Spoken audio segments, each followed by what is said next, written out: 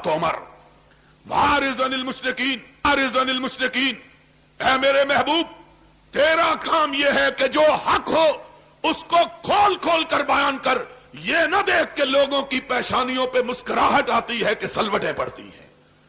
قرآن نے ہم کو یہ نہیں بتلایا کہ تم بھی قصے اور کہانیاں بیان کرنا شروع کر دو۔ اچھے اچھے لوگ قصہ گو بن گئے ہیں۔ حقیقی بات یہ ہے کہ 10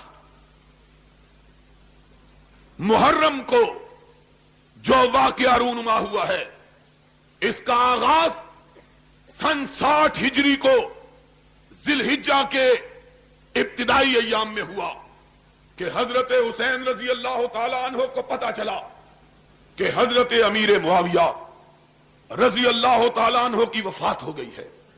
وہ امیر معاویہ جس کی بیعت خود حسین نے کر رکھی تھی۔ سنا ذرا بات، آج انشاءاللہ مسئلہ سمجھا کے جاؤں گا۔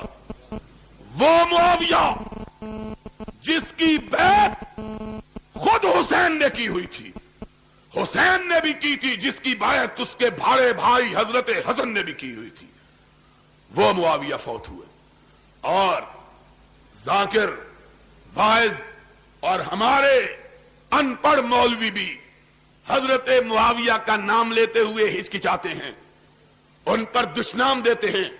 ان سے جا کے پوچھو کہ جاؤ، ہم تو ثابت کر رہے ہیں صدیق و فاروق و عثمان کی خلافت کو، لیکن اگر تم ہم سے پوچھتے ہو تو ہم کو یہ بتلاؤ کہ مسئلہ صرف صدیق، فاروق اور عثمان کا نہیں، بلکہ تمہارے 2 معصوم اماموں نے تو حضرت معاویہ کی امامت کو بھی مانا ہوا ہے، حضرت معاویہ کی خلافت کو بھی تسلیم کیا ہوا ہے۔ اور اگر معاویہ کی خلافت غلط تھی تو سن 40 ہجری سے لے کر سن 60 ہجری تک 20 سال کے طویل عرصے میں حسین نے معاویہ کی خلافت کو چیلنج کیوں نہیں کیا؟ بتلاؤ، 20 سال معاویہ کی خلافت کو جناب حسین نے رضی اللہ تعالی عنہما قبول کیے رکھا، ایک لفظ زبان سے نہیں کہا۔ اور حوالہ سنیوں کی کتاب کا نہیں، حوالہ شیعہ کتاب رجال کشی کا، کربلا کے اندر شیعوں نے کتاب چھپوائی ہے، 3 صدی ہجری، آج سے 1200 سال پہلے کا مصنف ہے۔ اور دوسری کتاب حیات القلوب ملا باقر مجلسی ایرانی کی، جو ایران کے شیعہ پریس نے چھاپی، اس کا حوالہ ہے۔ دونوں کتابوں کے اندر لکھا ہے کہ حضرت حسن رضی اللہ تعالی عنہ نے جب حضرت معاویہ رضی اللہ تعالی عنہ سے صلح کی تو شرائط طے ہوئی، اس کے بعد حضرت معاویہ رضی اللہ تعالی عنہ نے حضرت حسین کی شرائط کو تسلیم کیا، حضرت حسن کی شرائط کو تسلیم کیا۔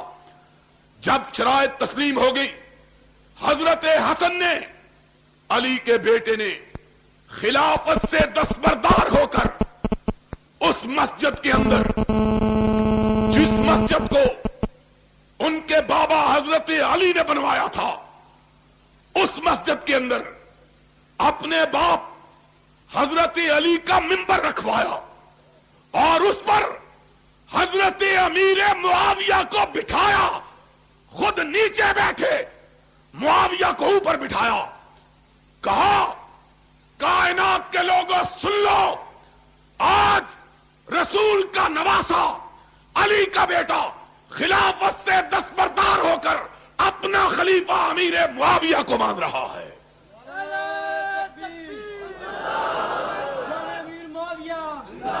یہ حضرت حسن رضی اللہ تعالیٰ عنہ نے کیا۔ جاؤ، یہ تمہاری دونوں کتابوں کا حوالہ۔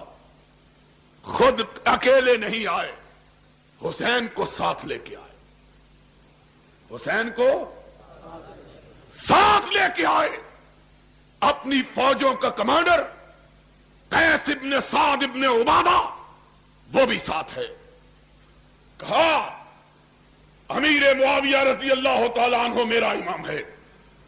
پھر حسین کی طرف دیکھا، اس حسین کی طرف جن کا نام نامی اس میں گرامی لے کر تم صدیق و فاروق پہ کیچڑ اچھالتے ہو.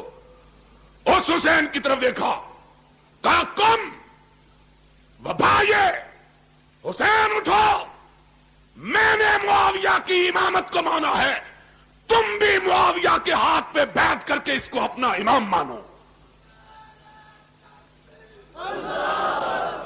حضرت حسین اٹھے، حسن کے بعد حضرت امیر معاویہ کی بیعت کی، پھر اپنے کمانڈر ان چیف کو حکم دیا، اٹھو معاویہ کی بیعت کرو.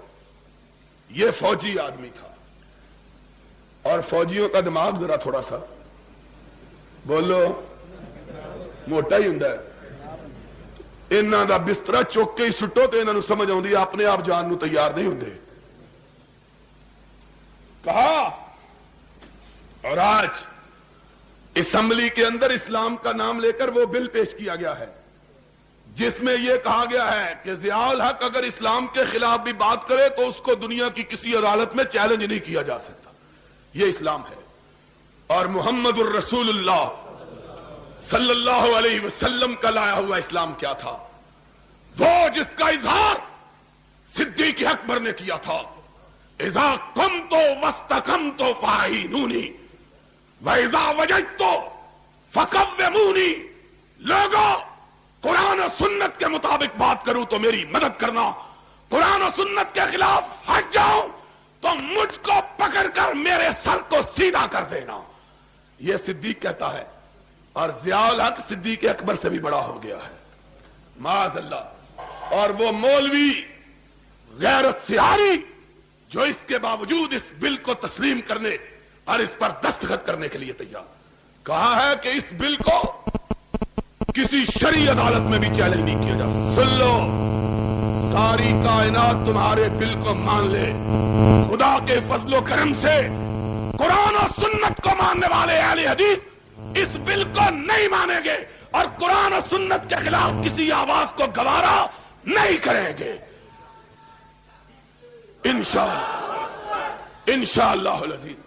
تو بات میں کہہ رہا تھا، کہا اٹھو بیعت کرو. فوجی آدمی تھا، ادھر دیکھا ادھر دیکھا، اب کیا کروں؟ حضرت حسین کی طرف دیکھتا. تیری کتاب کا حوالہ میں کہا کرتا ہوں، انہی کی محفل سوارتا ہوں، چراغ میرا ہے رات ان کی، انہی کے مطلب کی کہہ رہا ہوں، زبان میری ہے بات ان کی. جاؤ، اگر کوئی شیعہ دوست کھڑا ہے اسے کعبے کے رب کی قسم ہے دنیا کے کسی ذاکر سے پوچھے، اگر کوئی ماں کا لال اس حوالے کو غلط ثابت کرے، لاہور میں بیٹھ کے کہتا ہوں، اپنی اس مسجد میں بیٹھ کے کہتا ہوں، منہ مانگا انعام دوں گا. اور اگر حوالہ سچا یا اپنی کتاب کو آگ لگا دے یا اپنے باطل عقیدے کو آگ لگا دے، ایک بات کو مان، یا اپنا عقیدہ چھوڑ دے یا اپنی کتابوں کو چھوڑ دے. تیری کتابوں کے اندر لکھا ہے کہ قیس ابن سعد ابن عبادہ نے حسین کی طرف دیکھا. کیا کروں؟ معاویہ کھڑا ہے سامنے جس کے خلاف جنگیں لڑتا رہا ہوں، آج اس کے ہاتھ پہ کیسے بیعت کروں؟ حسین کی طرف دیکھا، حسین نے پلٹ کے جواب دیا، تیری کتاب کا حوالہ، کم فبائے فإنہ امامی. اٹھو کیس، میری طرف کیا دیکھ رہے ہو؟ اور جس کے ہاتھ پہ حسن و حسین نے بیعت کی وہ پوری کائنات کا امام ہے. دنیا کا کوئی شخص اس کی امامت کو مانے بغیر رہ سکتا نہیں. قم فبائے فإنہ امامی. اور جس کو تیرے دو معصوم اماموں نے امام مانا ہے، تو اس کا انکار کرنے کی جرات کیسے کرتا ہے؟ ان کے خلاف کیسے بات کرتا ہے؟ یا سیدھی طرح بات کہے کہ تجھ کو اس بات کا علم ہے جس کو تیرے اماموں کا علم نہیں تھا، اور تو یا کہے کہ تو حق پر ہے اور تیرے امام حق پر نہیں تھے، معاذ اللہ. پھر وہ عقیدہ عصمت کا باقی رہتا. عقیدہ امامت کے لیے یہ ہے کہ امام وہ ہوتا ہے جس سے کوئی غلطی ہو سکتی، اور اس سے ان دو ہیں، ایک بھی امام نہیں۔ کتنے امام؟ ایک حسن اور دوسرا، دونوں نے بیعت کی۔ تو بات یہ کہہ رہا تھا سن 60 ہجری میں، اور باتیں بتلاؤں تو پھر سن لو۔ آج تعلق کا عالم یہ تھا، آج باتیں کرتے ہیں مروان کی، عبد الملک کی اور حضرت امیر معاویہ کی۔ جاؤ اپنی کتابوں کو اٹھا کے دیکھو، 20 سال حضرت معاویہ رضی اللہ تعالیٰ عنہ نے حکومت کی ہے۔ کتنے سال؟ 20 برس بلا شرکت غیر حکمران اور خلیفۃ المسلمین اور امیر المومنین رہے ہیں۔ حسین بھی ان کی رعایا اور حسن بھی ان کی رعایا، بس رعایا۔ جا اپنی کتابوں کو اٹھا کے دیکھ۔ تیرا مرزا عباس قمی منتہی المقال میں ملا باقر مجلسی جلاء العیون میں لکھتا ہے کہ جب تک السلام علیکم ورحمۃ اللہ وبرکاتہ۔ یہ تقریر آپ دعوت قرآن و حدیث چینل سے سماعت فرما رہے ہیں۔ تمام اکابر جید علماء اہل حدیث کی تقریروں کا واحد چینل دعوت قرآن و حدیث، دعوت قرآن و حدیث۔ السلام علیکم ورحمۃ اللہ وبرکاتہ۔ اور نمازیں امیر معاویہ کے مقرر کردہ گورنر مدینہ مروان کے پیچھے پڑتے رہے۔ حسن بھی حسین بھی نمازیں کس کے پیچھے پڑتے رہے؟ امیر معاویہ کے قائم کردہ گورنر مدینہ مروان کے پیچھے۔ آج باتیں کرتے ہیں مروان ایسا اور امیر معاویہ ایسا۔ اگر امیر معاویہ ایسا ہوتے تو حسن اور حسین کو امیر معاویہ سے وظیفہ لینے کی ضرورت نہ تھی، اس کو جائز نہ سمجھتے اور ان کے خلاف جہاد کرتے، خروج کرتے، باہر نکلتے، تلوار بے نعم کرتے۔ 20 سال کے طویل عرصے میں ایک دفعہ، 20 سال کے طویل عرصے میں ایک دفعہ بھی حضرت امیر معاویہ کے خلاف زبان شکوہ کو حرکت۔ ایک دفعہ۔ آج یہاں مسئلہ کفر و اسلام کا بنا لیا ہے۔ کافر مسلمان